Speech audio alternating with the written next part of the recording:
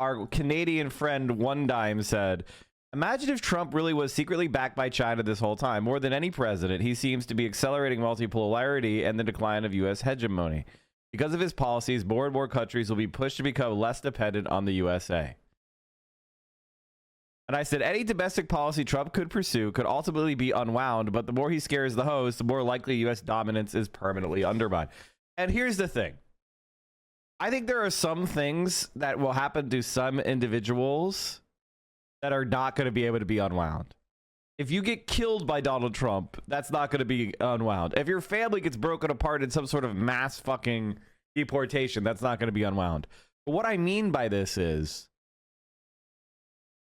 the struggle domestically is contested, and it will continue to be contested, even if the Democratic Party fails completely. But what is being broken by Trump is the facade that America can be relied on as the global hegemon, as somebody that will be roughly fair-minded. And Donald Trump, like, in desperation of America's kind of falling place in the world, as America becomes less relatively powerful to other big powers in international affairs, they're actually increasing their exploitation and the cost of allying with the United States. So as China is rising and gaining the ability to offer a better deal, Trump is making the deal worse from the American side. And he certainly is going to be able to do something. By the way, America can get more out of most of the multilateral organizations that we're in. The United States is subsidizing a lot of very wealthy countries, Israel, Europe, etc., etc., Japan, South Korea, Taiwan. These are all heavily subsidized by the United States. But part of the reason why they are being subsidized by the United States is to basically make all of these countries subservient to the United States. As Donald Trump reduces the amount of subsidy we provide them, they are going to have to either become even more dominated by the United States at an even shittier deal, resulting in a decline in the quality and standard of living of those countries, which is what you've largely seen in Europe since 2008. Europe has basically been in a depression since 2008. And a lot of people, I mean, like, I'll give you an example of what I'm talking about.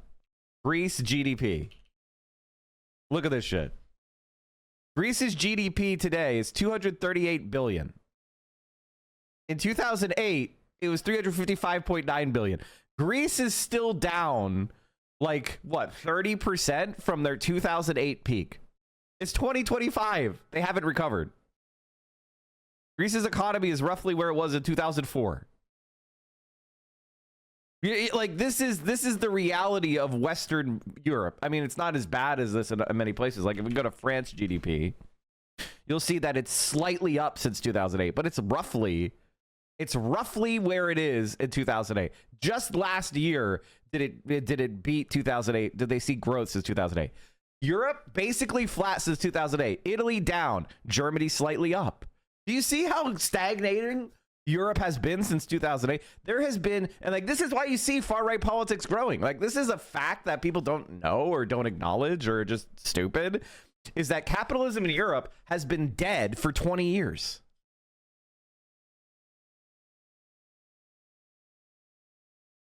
Like, there is, and this is true of a lot of American allies are in deep shit. They're just not growing.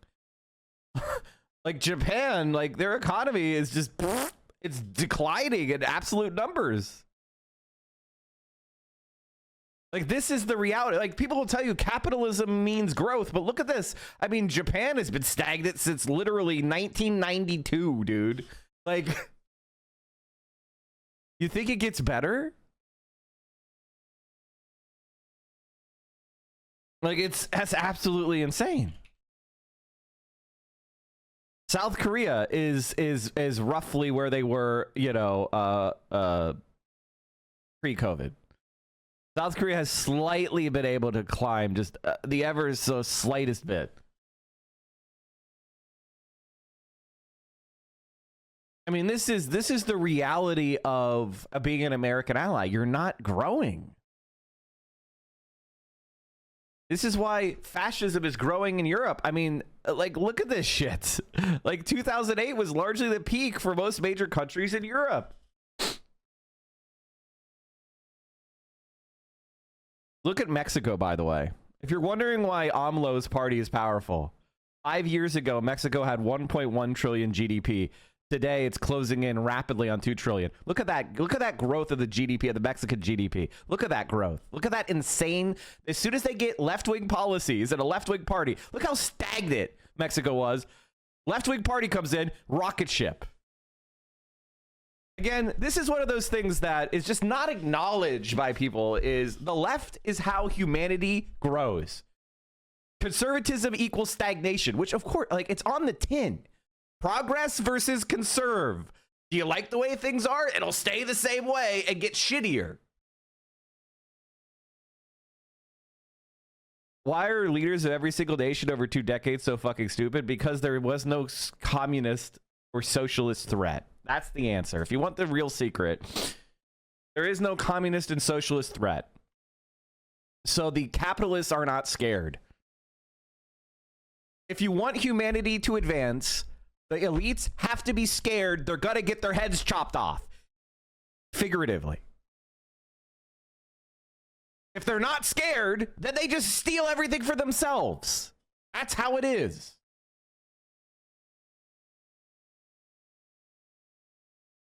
Look at China.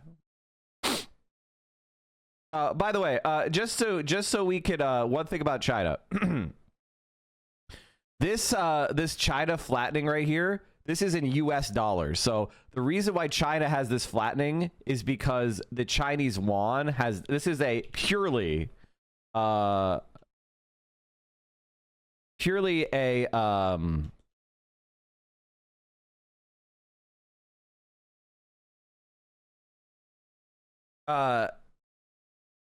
it's purely an exchange rate issue because the dollar has been strengthening. Oh my God. If we go to purchasing power parity, you can see that China's economy is exploding. Do you see this? Like, you don't see like that flattening because it's not flattening. It's because the US dollar is strengthening relative to the Chinese yuan. So, and purchasing power parity, which is when you compare like cost of living and what you can get with your dollar, etc. In China, you see the economy is just continuing to explode. This is an exchange rate artifact.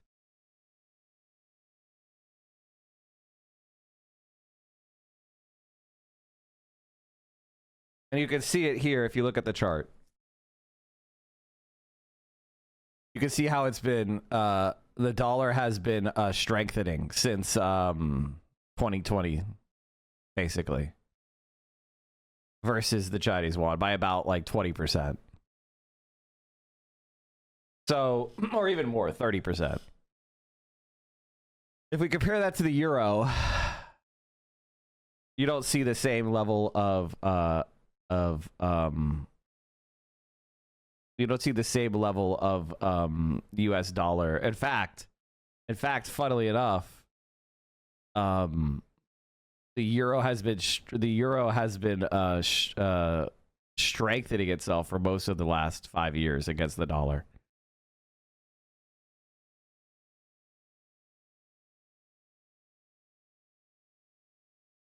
I'm low-key concerned for Mexico. There was a shootout on the border between cartels and La Migra, and everyone on my timeline was talking about how it was necessary to do Sicario shit. That is the most fake shit I've ever heard in my entire life. That is the most Pancho Villa, the most, you know, false flag shit. Cartel shootout. Get the fuck out of here. What do we think about potential supply chain and food shortages due to migrants being scared to go to work and likely overall increase of cost of production, including inflation of consumer goods? I think that would be a good thing.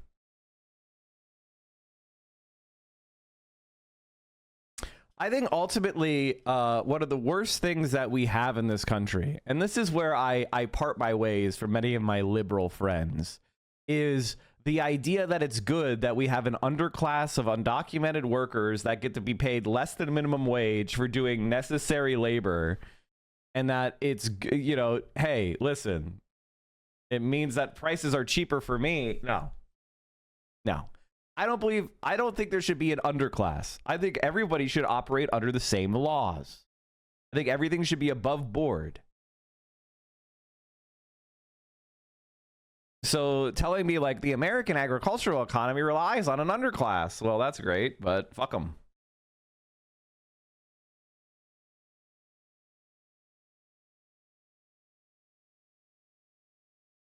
No one was hurt despite multiple armed people opening fire supposedly with immigrants trying to cross with the cartel. Yeah, that sounds like horseshit. I did tell you that Trump would try to invade Mexico because Mexico is charting its own path and removing American corruption. And here we go.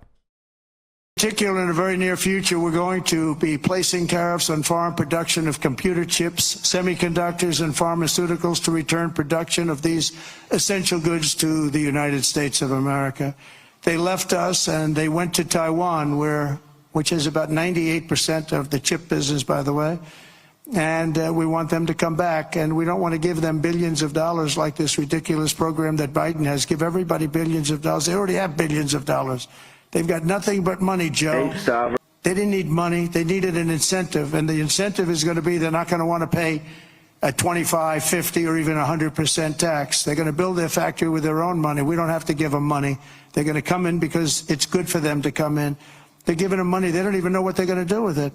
I had people tell me, we have no idea. We didn't need money. They don't know if they're probably going to use the money to build in other places, other countries. It's a ridiculous plan, very expensive and ridiculous. The only way you'll get out of this is to build your plant. If you want to stop paying the taxes or the tariffs, you have to build your plant right here in America. That's what's going to happen at record levels. We're going to have more plants built in the next short period of time than anybody ever envisioned before, because the incentive is going to be there, because they have no tariff whatsoever. In fact, they have help from us if they build their plant in America. The distrust in NVIDIA is getting scary. There was a point since this morning stock opening that it hit almost 10 million in volume. That's 1 billion in transaction at one moment. Oh yeah. Oh yeah. If it doesn't recover like significantly today, that's the turn of the worm. That's a worm. The worm is turning, and I see it's kind of popping. It's up 1% today. One thing to look at, if we want to look at this, let me see if I can find NVIDIA. Let's look at the chart here. What we're looking for is, we want an advanced chart. Hold on. Oh my God, everything used to be free. You know what I mean? Like, you used to be able to look at this shit for free. Now everything is like upgrade to begin using more corporate. Shut the fuck up.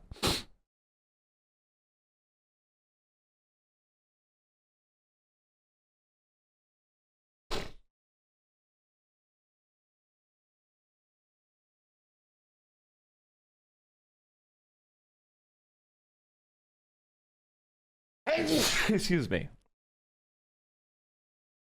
Okay, so if you look at the volume here, this is the volume of shares sold. Yesterday, there was a massive increase in the volume of shares sold.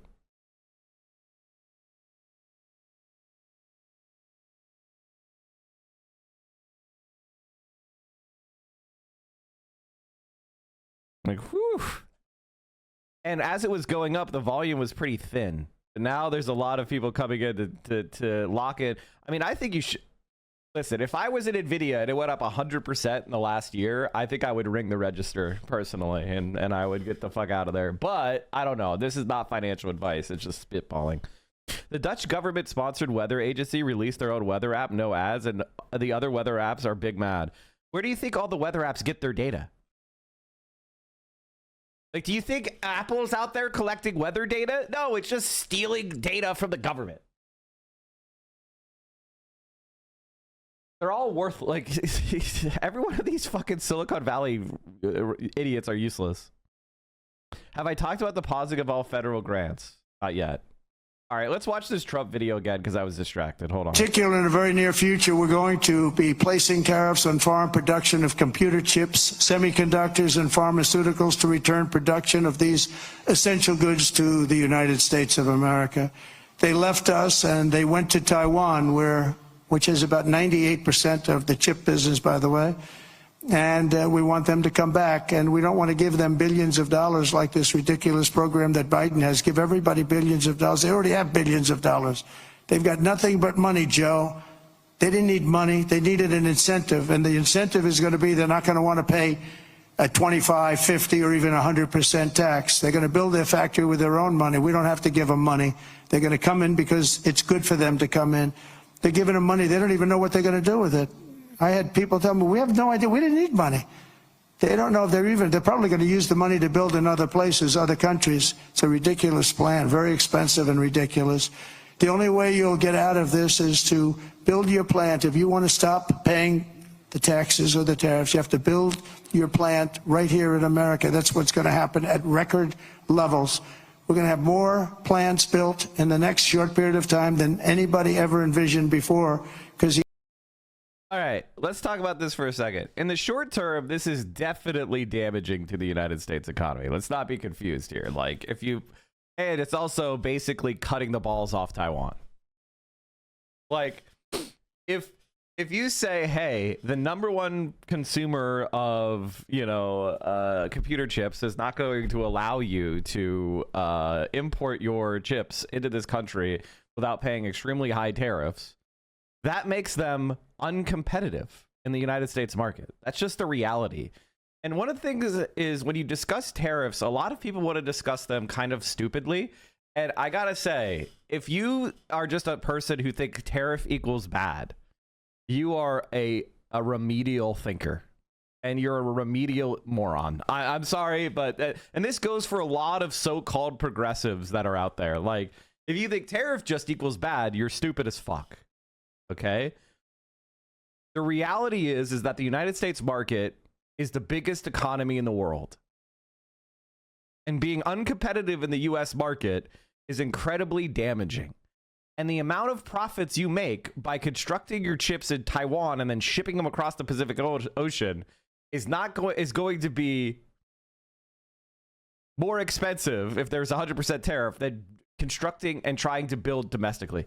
And I hate to say this, but if Donald Trump is partially right here, which is if you say to these companies, I'm willing to pay short-term economic pain for long-term economic gain and the reshoring of these products, he will succeed because it's an economic, it's money falls toward the largest market.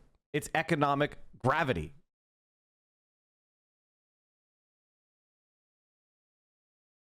And it's just like when they tried to put all sorts of sanctions and controls on China for advanced microchips.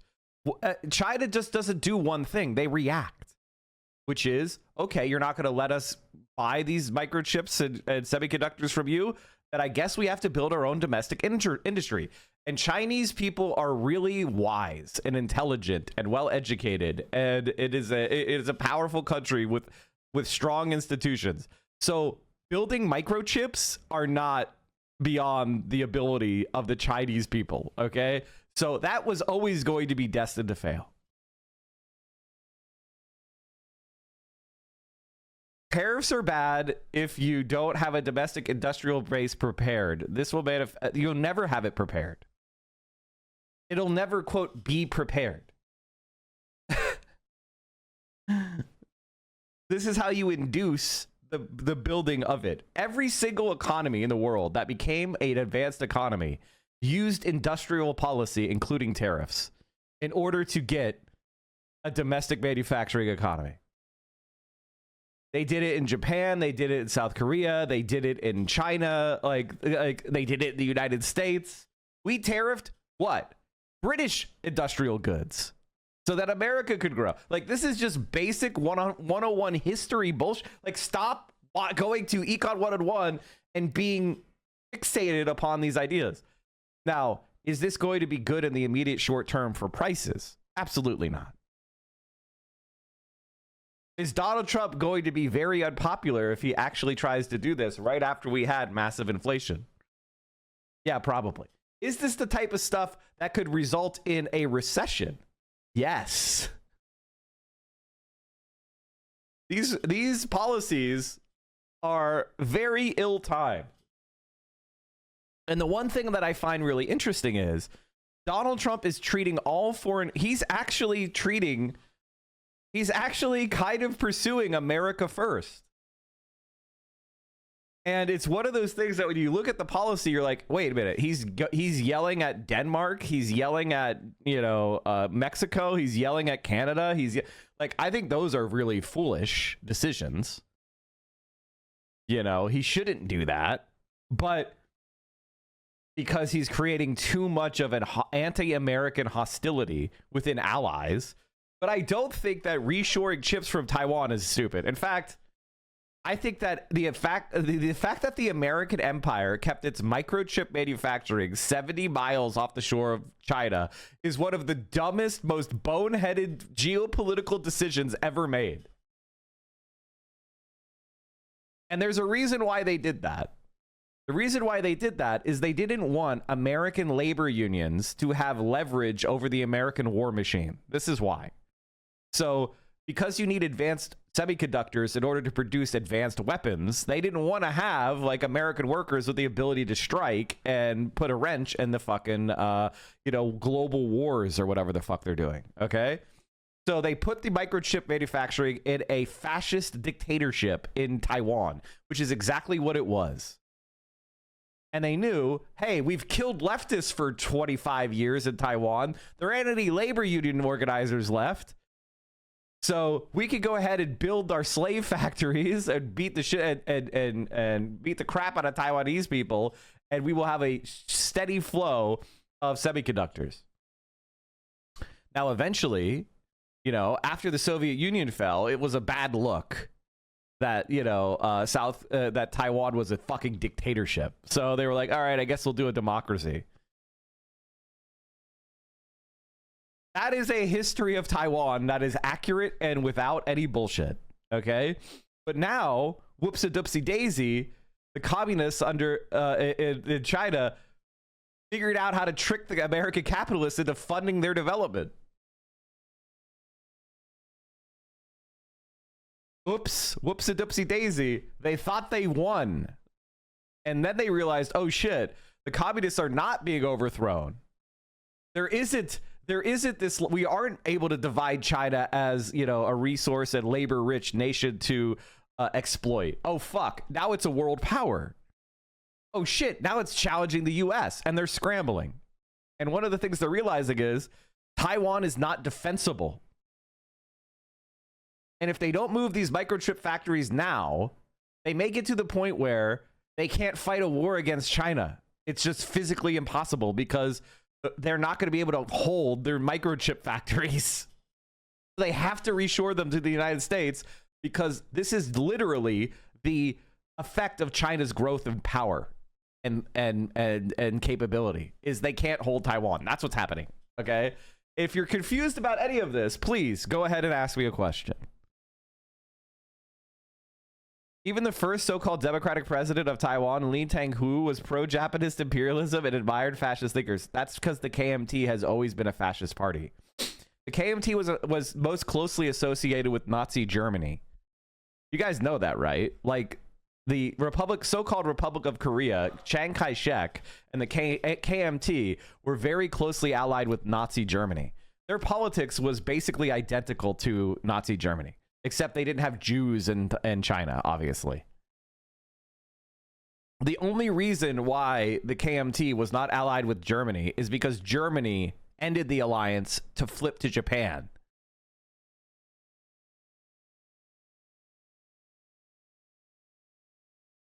And the only reason why the KMT has Taiwan is because the fascists in Japan, after they were defeated, handed it over. They were still occupying Taiwan at the end of World War II. They handed it over to the fascists in China. That's the only reason why Taiwan is not part of China today. It's because of the U.S. intervention. It turns out a strong central government with leftist principles could actually allocate foreign investment to build themselves up, and now China is a juggernaut. The only real weakness would be vulnerable to climate change and limited routes to access oil. Also, the main problems that China has right now is importation of important resources and a population crunch. Those are the two major crises that are vulnerabilities for China. Wisconsin's legislatures has a growing socialist caucus. Let's fucking go, chat. Here's Ryan Clancy, which if you're new to the stream, you may not know, but Ryan Clancy has been one of our and of course, Darren Madison. Both Ryan Clancy and Darren Madison have been on my stream multiple times. We helped them fundraise. I have a letter of appreciation from the sewer socialists of Milwaukee. Like, two of these people we directly helped get into power. And this is sometimes people are like, Mike, what are you even doing in real life? And I'm like, well, listen, I try to keep my expectations. I try to keep my expectations, low of the change we could affect into the world. But this is one of those examples. As Clancy says, socialism is nothing new in Wisconsin. The history of socialist engagement with Wisconsin politics extends back to 1854.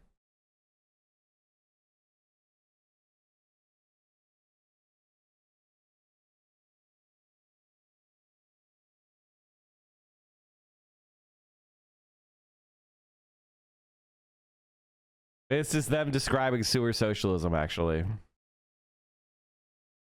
Pretty cool. Pretty cool. This is some of the shit we've done, so awesome.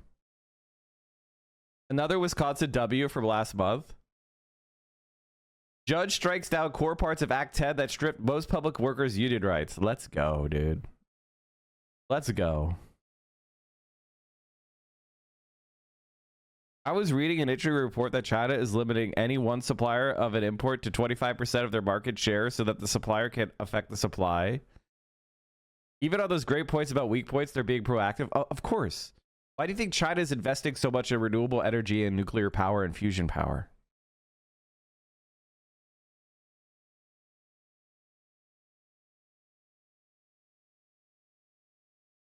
Okay, anyway, does anybody have any questions about what I was saying about the US? The US let Japan keep Taiwan after World War II? No. What happened is Taiwan was still under occupation of Japan at the end of World War II, and then the US ordered Japan to hand it over to the fascists. In World War II, there was a civil war happening in China between communists and nationalist fascists. All right? When Japan invaded, the fascists and the Chinese communists set aside their fight. They temporarily suspended the civil war, and they allied to fight against Japan. In World War II, the communists were the far more effective resistance fighters against Japan. All right?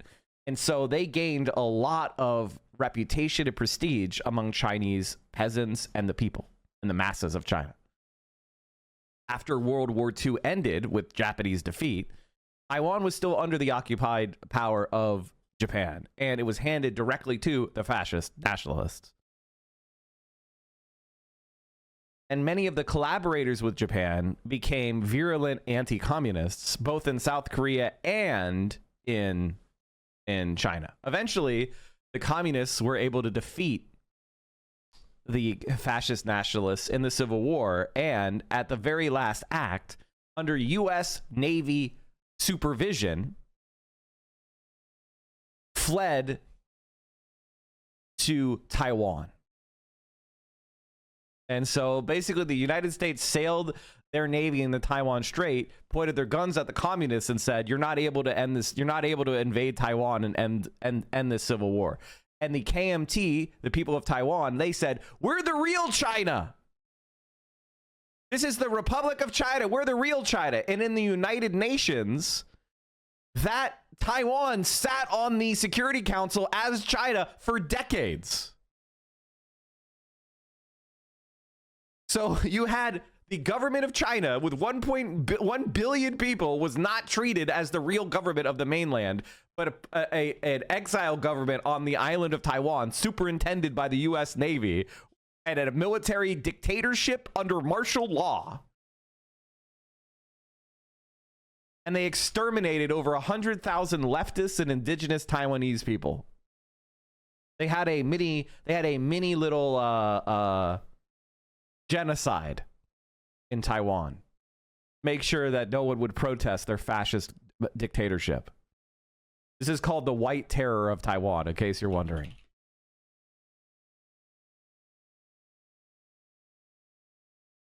Like, everything I'm saying is just historic fact. Nobody talks about this because nobody wants to know. The White Terror was the political repression of Taiwanese civilians and political dissenters under the government ruled by the KMT. The period of White Terror is generally considered to have begun when martial law was declared in Taiwan on 19 May 1949 and ended in 21 September 1992. What year was that again? 1992. Did you know that Taiwan was doing a fucking genocide against leftists? You're a part of your life. So if you ever said, oh man, I love it, I want to support Taiwan, America needs to support Taiwan, did you know? I mean, the answer is you didn't know unless I told you, because it's not talked about in the US media.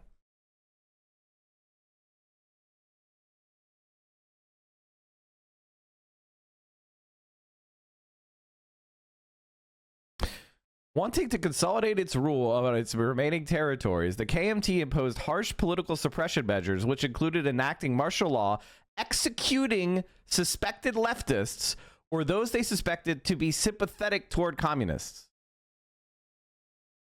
Executing suspected leftists or suspected sympathizers. Which AKA means they killed anyone who wasn't a fascist and was willing to say anything. This is the reality.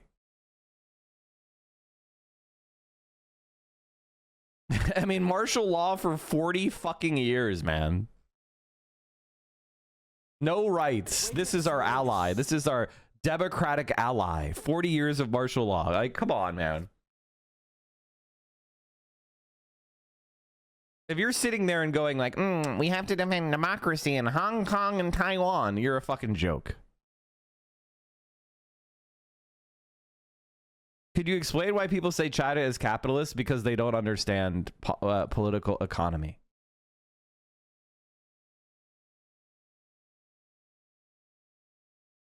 That's why they say that.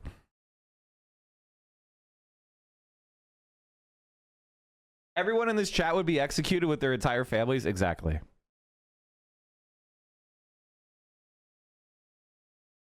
All right, let's keep going. But you'll have people that go, I'm a progressive. That's why they put a Taiwanese flag in their name. 5 minutes of research would tell you that this is not, if you're a progressive or even a liberal, putting Taiwan's flag in your name is an absurdity. And an insult to the thousands of people that were murdered.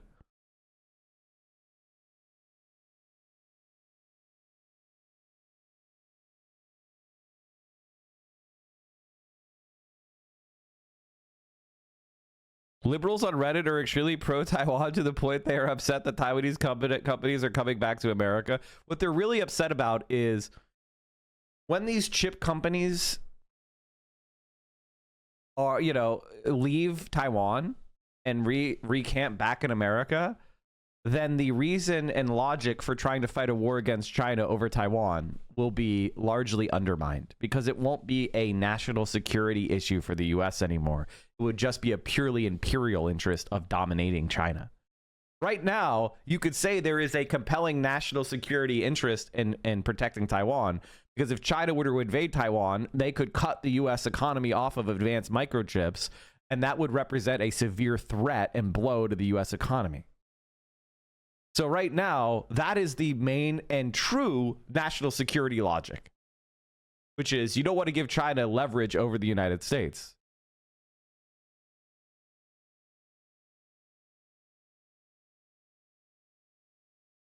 Happy Chinese New Year, Mike. Happy New Year. Do you know we are the richest country in the world, like, right by a lot? Who is saying they're the richest country in the world? The United States is the most powerful country in the world. We could become a manufacturing powerhouse overnight if we really wanted to. No. The United States is not capable of doing that overnight. The United States doesn't have the ability to do that overnight. The United States needs to spend at least the next decade reconstructing if it was done effectively and intelligently, it would take at least a decade to build the United States back up to a manufacturing powerhouse. We don't have the ability. We don't have the skill. There's this clip that I think it was Tim Cook, and that explained it. Let's see if I can find it.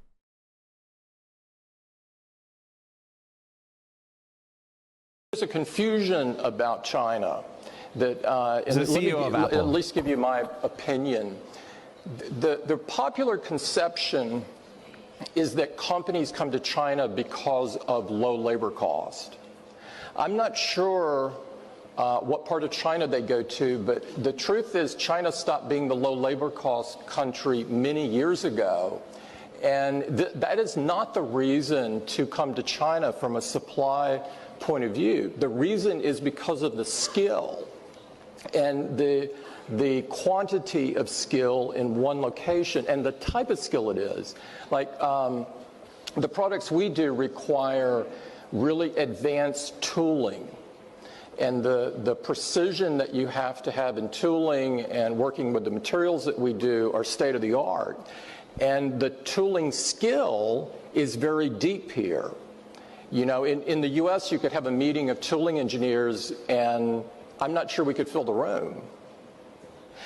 In China, you could fill multiple football fields.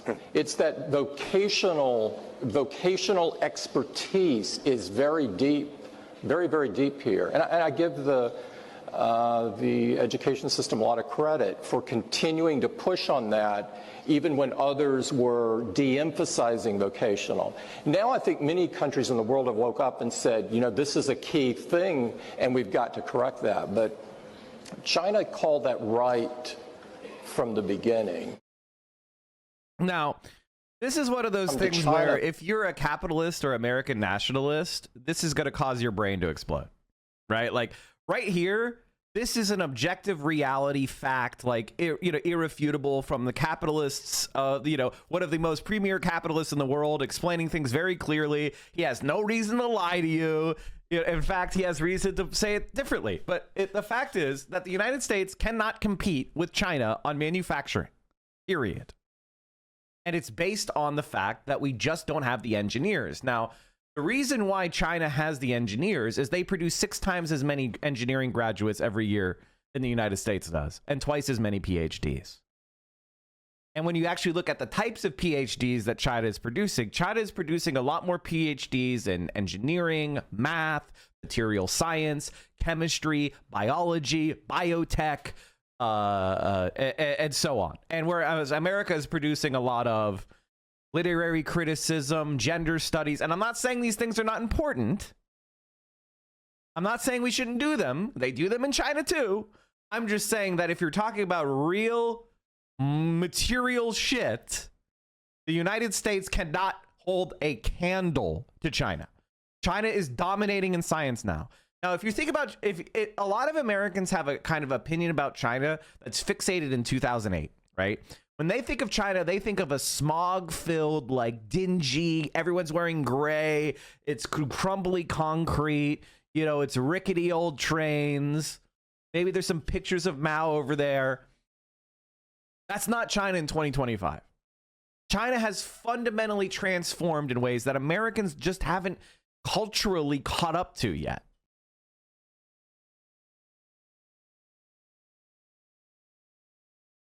And like, there's a reason why DeepSeek happened this week. There's a reason why China just absolutely annihilated the American AI industry in one fucking day with an open source project that cost $5 million. Because they just have, they're smart. If you're smart in China, you don't go into algorithmic trading on Wall Street. And if you do, you're also working on something that's real. The capitalists in China are scared. The capitalists in China have a big scary menace holding the whip hand over and looking down on them like going, step out of line. I'd love to make a public example of you. They're hanging capitalists left and right when they fuck up and commit crimes. Every capitalist in China is scared shitless they're going to piss off the Communist Party. What do you think the capitalists are doing in America? They're zig fucking heiling. That's the difference between our countries. And when you talk about the education system, if you want to be an engineer in America, you better pick, oh, did you pick computer engineering? You fucking dope. We're not hiring any of those people anymore. I remember 5 years ago, everybody used to say, learn to code, learn to code, learn to code. Now, there's a huge depression in tech jobs.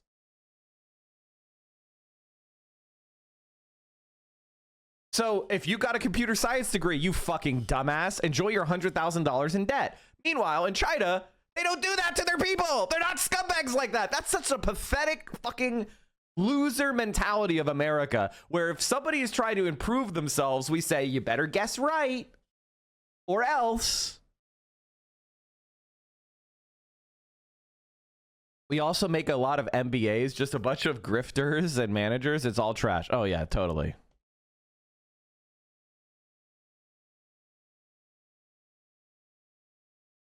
Hey, did you talk about Trump trying to deport Americans now for repeat offenses? Donald Trump. And by the way, I can say this. The other thing is, like, what's very funny about Donald Trump is if America goes to zero immigration, our population is projected to decline to 200 million by 2100. America would be finished as a world power.